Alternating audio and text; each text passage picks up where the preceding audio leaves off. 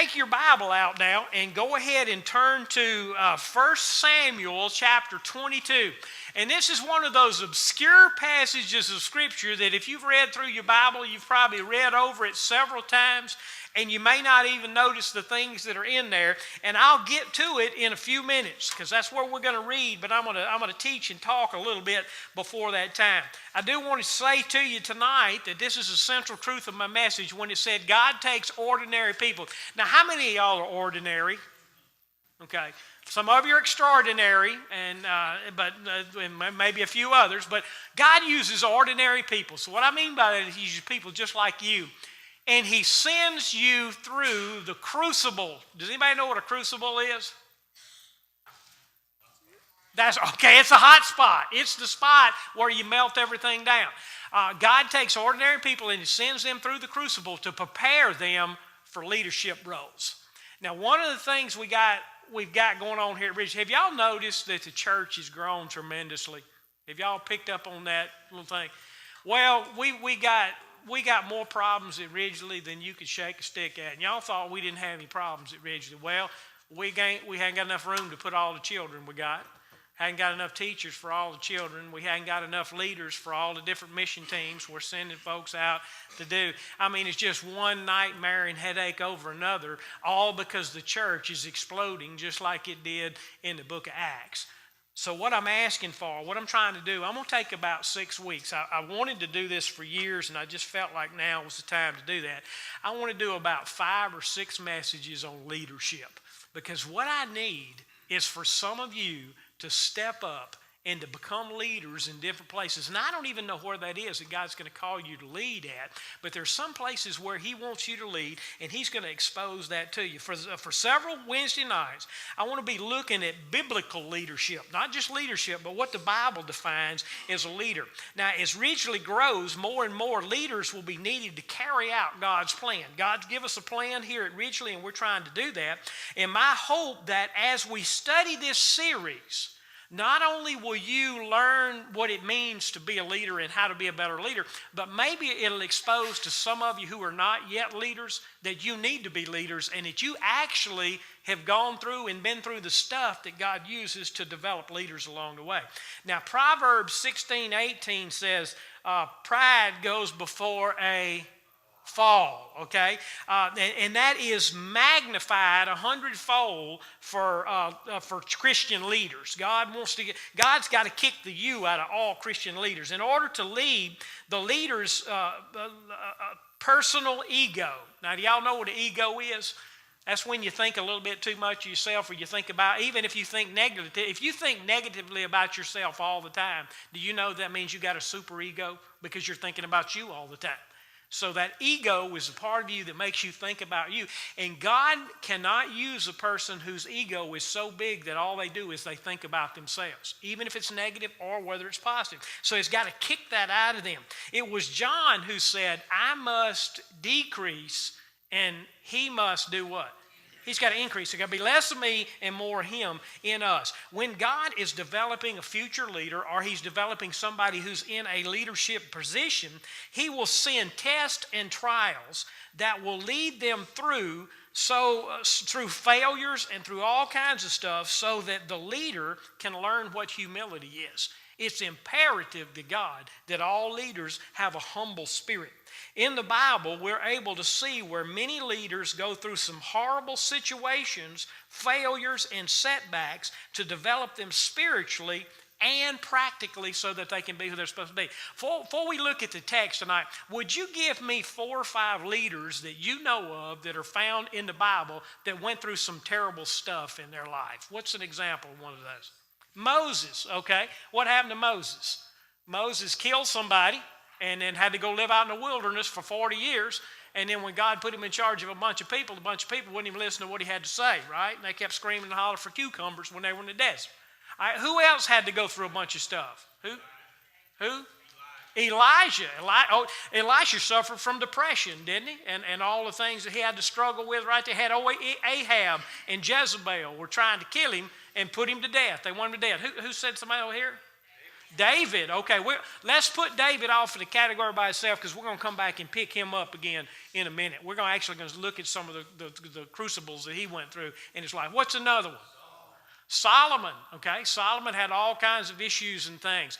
How about Joseph? Did Joseph have any trials and tribulations or anything that he went through? Absolutely he did. Paul, okay, Paul didn't go through anything, did he? Shipwrecks, people stoned him to death, But the good news is Peter never had to go through any personal defeats, did he?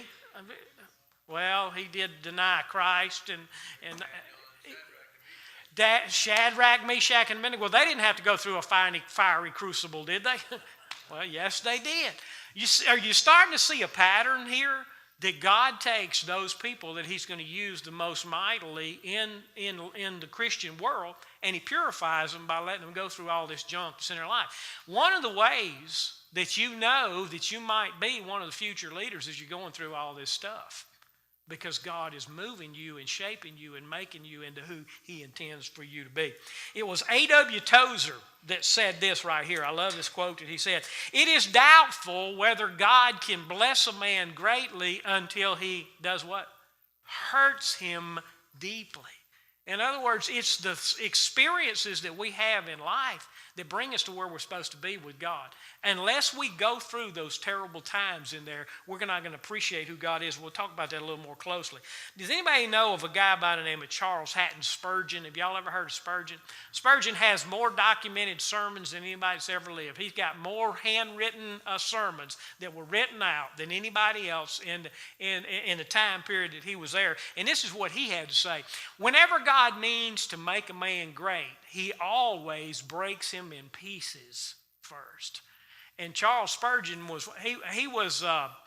they considered him, he was one, let me just tell you that he was one of the most conservative theologians that you would ever meet in your life. But when he was 21 years old, they considered him to be an absolute liberal out there, and he was crazy, and all the other pastors wouldn't have anything to do with him. Yet tens of thousands of people were flocking to him to get to hear what he had to say.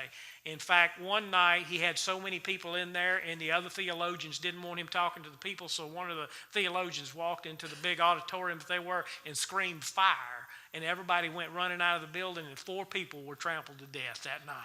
I mean, this is the kind of stuff that this guy had to go through. Dealt with lots of great depression from the highs and the lows.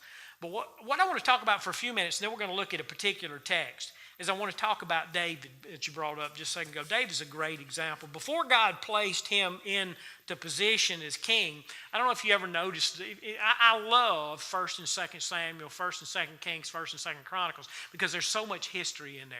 And in David's life, David was anointed king before he ever killed Goliath. Did you know that? From the very start, Samuel goes to him and anoints him king. And there's 3 major victories, 3 major things that happen in his life before he's ever made king or anything comes along. The first is he goes to battle against Goliath, and he triumphs over Goliath with a sling and a stone, because God shows, because of what he said. You know, you come at me with spear, but I come at you in the name of the Lord our God. Okay, so he goes in the name of God, he defeats Goliath. After that, he begins to play music for Saul, because he's still just a teenager. He's still probably 14, 15 years old. But he begins to get become a warrior in the battles. And as it comes to be a battle in there, Saul wants to give David one of his daughters as his wife. And he says, well, I can't just take her. Saul says, well, I tell you what, you just go get me 100 foreskins from the Philistine army over there. So David goes, and I'm going to let you go figure out what it means to get the foreskins all 100. But I don't know, that would make the Philistines pretty mad. But David goes over there, accomplishes his task, comes back, and Saul gives him one of his daughters. And then they start writing songs. You know, everywhere in history, there's always been a bunch of songs that have been written. And the song that was written about David during that time was, Saul has killed his thousands, but David has killed his 10,000s. So that made Saul kind of upset. So David has managed to work his way up till he is the leader, the commander over the entire army of Saul. And then things begin to go downhill quick from that. David is probably his late 20s and early 30s at this point in here, and he's rising up the ranks fast. But he hadn't been through all the fires yet. I want to throw up on the screen and show you some of the fires that David went through. And this is emotionally what David had to deal with before he became king. Number one is the king tried to kill him. The king got so mad because of this song that got written that David took it, Saul took his spear and chunked it at David and tried to kill him. And if you read through that 1 and 2 Samuel, you're going to find out that there was 2 times when David could have killed Saul, but he wouldn't do it. But Saul was ever chasing him through the desert, trying to find him and kill him. But not only did he try to kill him, he lost his command. He lost his job. And don't raise your hand right now, but if you've ever been fired before, you know what emotionally that does to you whenever you lose your job. I mean, just the emotional drain that it puts on you, and you stress over all that. So David is dealing with that, but not only is he dealing with that, Saul continues to pursue him until he's kicked out of the country, and David has to go live in the land of the Philistines. So he actually loses his citizenship right there in Israel where he's at. But if that's not bad enough, it continues to get worse. He lost Samuel, his spiritual advisor. Now, Samuel was the one who anointed him king and the one who's giving him spiritual advice, and all of a sudden one day Samuel dies and he's no longer there.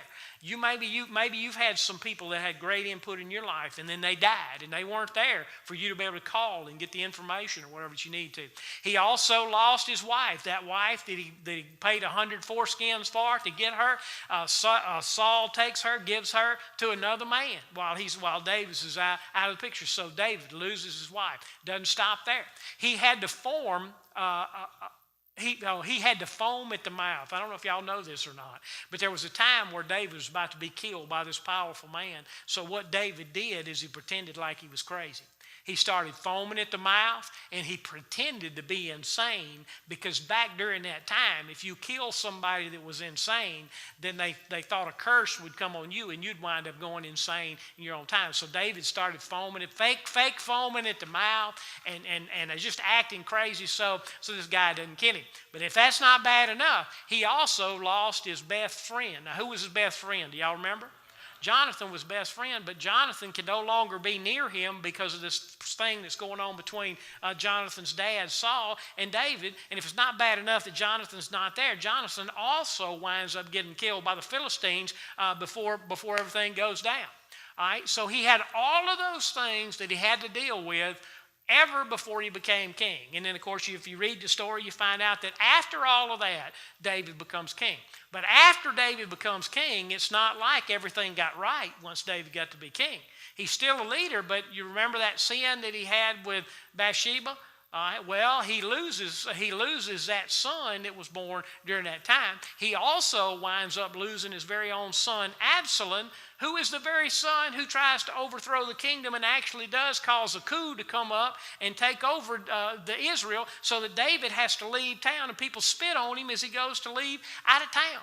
And if that's not bad enough, then Tamar and Amnon, I think it's Amnon, I think I'm getting the name right on there. He wants his sister so bad that he winds up raping her, and then Absalom goes and kills Amnon to make the deal even after he burns down somebody's field. So this is the kind of stuff that David has dealt with in all of his life. I want to go back to that point where before he's king. Take your Bible out and look in 1 Samuel chapter 22. This is where David's at. Remember, David has been in the palace. David has been the king, the number one commander of all the armies. And then we pick up in chapter 22 and verse 1, and he says, "So David left Gath, and he took refuge in a palace." And wait, does your verse say palace? Oh, it says cave. I must have read that, didn't I? There's a huge difference between being in the palace and being in the cave. He has gone from going in and out of the palace, staying over with Saul, being there all the time, and now he is living in a cold, dark cave. Have you ever gone through stuff that made you get depressed? Do you know that when David is in this king, there's 18 months of his life that they cannot find where he wrote a single psalm? For 18 months, the pen of David went silent. And that's during this period when he goes in there. So he's depressed. I don't know about you, but when I get a little bit mully grubby, I don't want to be around anybody. Y'all ever feel that way? And you just kind of want to go and hide and be where nobody will be around you for a little while so you can kind of reboot your brain and regenerate. Well, at least that's the way that I am, so I think I can relate with David on that. But it says when David's brothers, did David have any brothers? Does anybody know how many brothers he had?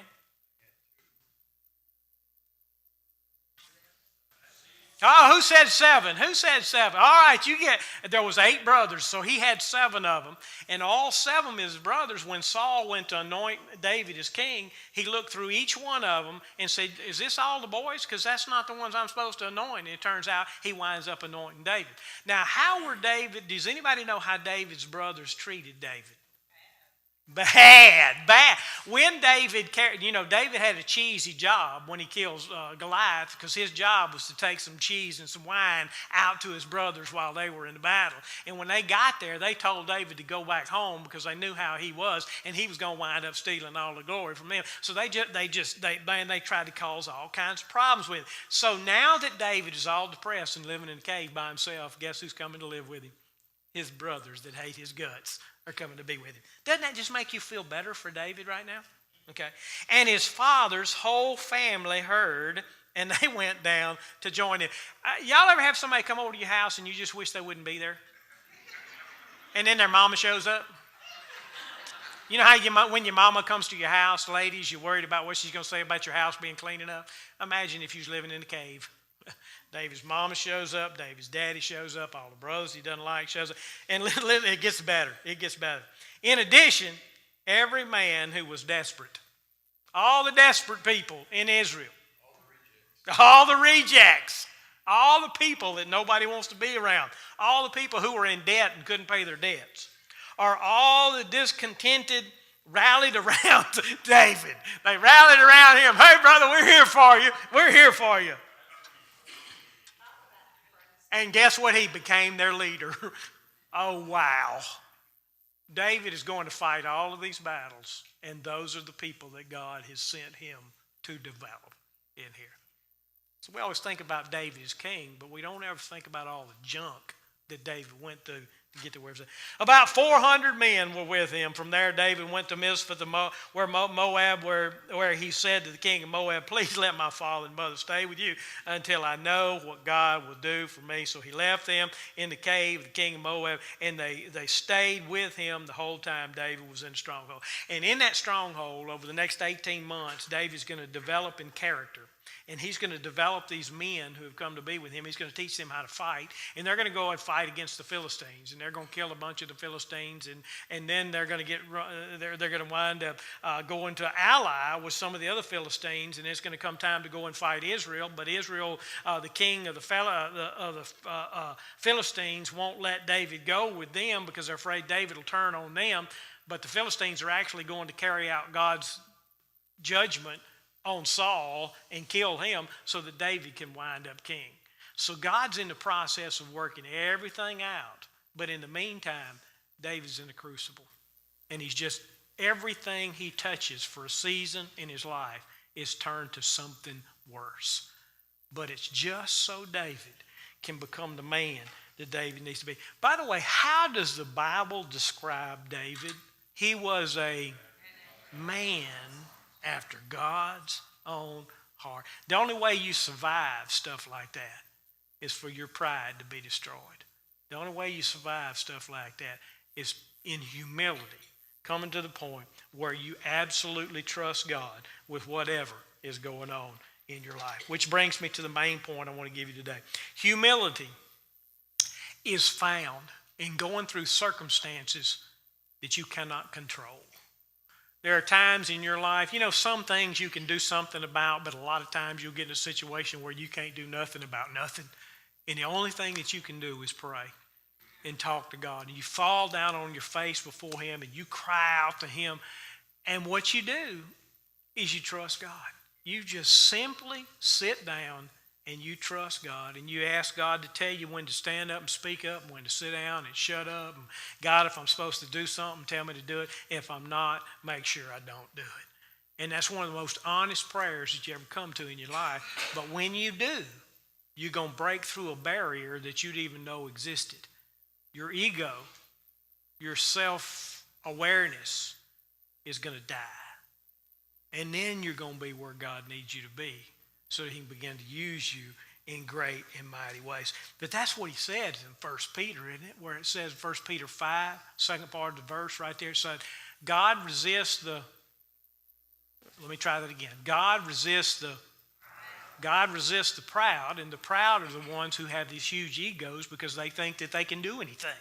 God resists the proud and gives grace to who? The ones who can't do nothing about nothing. Right? That's what biblical humility is understanding that God can do anything and you really can't do anything.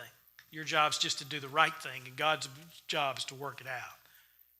Humble yourselves, therefore, under the mighty hand of God, so that what? He may exalt you in when? The proper time. You see, we in our ego, we in our thought process, think we know when it's time for us to step up and take charge. But the reality is we do not. And when we step up too early, we will get smashed back down. But when God is ready for us to step up, he will reach down, he will pick us up, and he will put us where we need to be. Personal testimony, you know, I used to always want to, no matter what, I wanted to be the leader through Boy Scouts, through everything. I wanted to be the one in charge. And then finally, God broke me when I'm about 35 years old, and I told God I don't want to ever be in charge of anything anymore in my life. All I want to do is just follow somebody else. And you know what God did? Picked me up and put me down here at Ridgely. Okay? All right. And ever since then, I've been a leader, but I wasn't a leader because I chose to be a leader. It was a leader because God chose to put me here because he had me where I needed to be, because now he could use me. For the 38, 37 years before that, I was unusable because I had too big of an ego. Right? Still tries, sometimes my ego's like those little guys that stick their head up out of the hole. You got to pop it back down, you know? Okay. As gold and silver is purified through the process of smelting, so leaders are purified through the pain and painful experiences of life. Psalm 66:10 and 10, 11, and 12 read this way. Listen. For you, God, tested us. You refined us as silver is refined. You lured us into a trap. You placed burdens on our backs. And you let men ride over our heads. We went through fire and water, but you brought us out to abundance. Okay? It says in Proverbs 17:3, the crucible for silver and the smelter for gold. The Lord is the tester of hearts. The Lord is the one who purifies the heart. Do you know that even Jesus, who was perfect, had to learn obedience? Does anybody know how he learned obedience? Through suffering. And we find that in Hebrews chapter 5, verse 8. When you're being tested, hold on. Relief is coming. And it's coming in God's time, not yours. Until then, he will supply your strength. He will supply the strength that you need. Galatians 6:9 says, so we must not get tired of doing good, for we will reap at the proper time if we don't give up. How you respond to adversities in your life will develop you spiritually and your skill set for life. You know what you know because you've been through what you've been through. You can do what you do because God's developed you to be able to do what you do. If people come to you for help, if people come to you to glean wisdom, if people come to you for counsel because they want to know what you would do in their situation, that's a sure sign that God is developing you for a particular leadership opportunity that he intends to use you in the future. Now, David was a shepherd boy who God took from following the sheep, and through adversity, he became king and of the most productive nation on the face of the earth. I love Samuel. I I love Chronicles. 2 Samuel 7:8 and 1 Chronicles 17:7 say exactly the same thing. And this is what both of them say. Now this is what you are to go and say to my servant David. This is what the Lord says. I took you from following sheep to be the ruler over my people. And I have been with you wherever you have gone. And I have destroyed all your enemies before you. I will make a name for you like that of the greatest in the land. Our future leaders at Ridgely are people who are following the sheep around, scooping up the poop off the ground, making sure that they got the sheep something to eat. But one day, they're going to be the Davids that are out there. And one of them might be you. And all God's people said. Isn't that good stuff to know?